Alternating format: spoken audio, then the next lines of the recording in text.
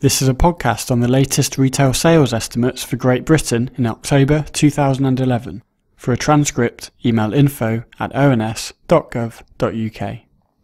The October 2011 month-on-month headline figures for all retail sales, including automotive fuel, show that, between September 2011 and October 2011, the value of retail sales grew by 0.7%. This means that in October we spent more on retail goods than we did in September. However, this figure includes price movements which can either go up or down. So when we remove the effects of price movements, we find that over the same period, for sales volumes, the actual amount we bought increased by 0.6%, slightly less than the increase in sales values. Rather than look at the month-on-month increases, which can be volatile, if we now look at the changes comparing October 2011 with a year earlier, we see that the value of all retail sales increased by 5.4%. So, compared to October 2010, we spent 5.4% more on retail goods a year later.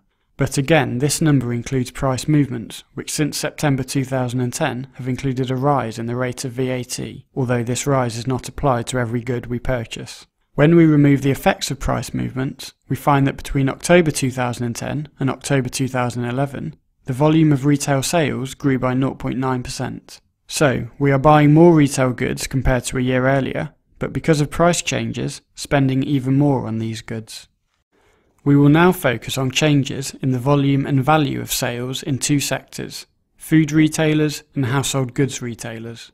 Firstly, we will bring up this chart and use an index. The black line shows an index of 100, and the year we are comparing to is 2008. This means that when the graph is below the black line, sales were lower than in 2008, and when the graph is above, sales are higher than in 2008. Looking firstly at sales volumes in the food sector, which will also include other goods, but is predominantly from food sales, we see that it was pretty flat over the whole period. Now if we look at sales values, which is the amount we actually spend in food shops, we see a different story. It rose across the whole period. The reason that sales values have risen when sales volumes have been fairly stable is all down to price. Buying food is a necessity, and so increases in price will not lead to a large fall in demand. The increase in food prices over the past few years has meant that while we are buying more or less the same amount as in 2005, we are spending far more on food. Now looking at another sector, household goods retailers, we see a different pattern. Sales volumes were increasing in the first part of the period, but have been declining since then.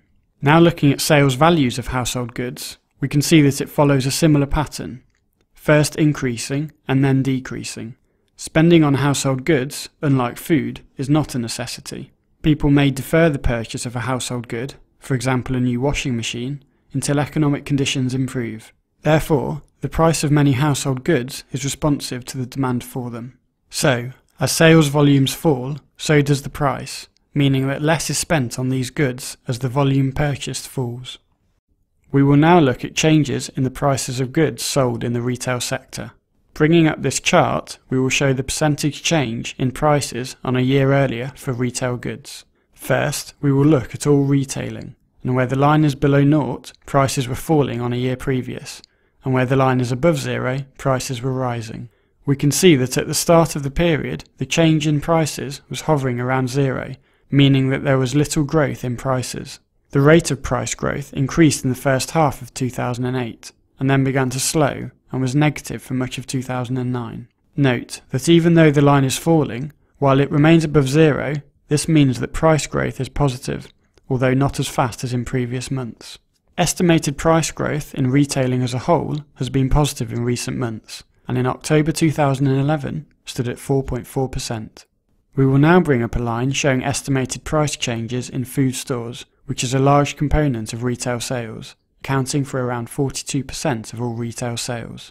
We can see that the change in estimated prices in food stores has been positive over the whole period. It reached a peak in August 2008 of 9.3%, but growth has slowed since then and stood at 5% in October 2011. Now looking at the estimated price changes in non-food stores, which include stores such as department stores and household goods, we can see that it has been negative for much of the period, reaching a low of minus 4.4% in December 2008. But price growth has become positive since then, and in October 2011 stood at 1.9%.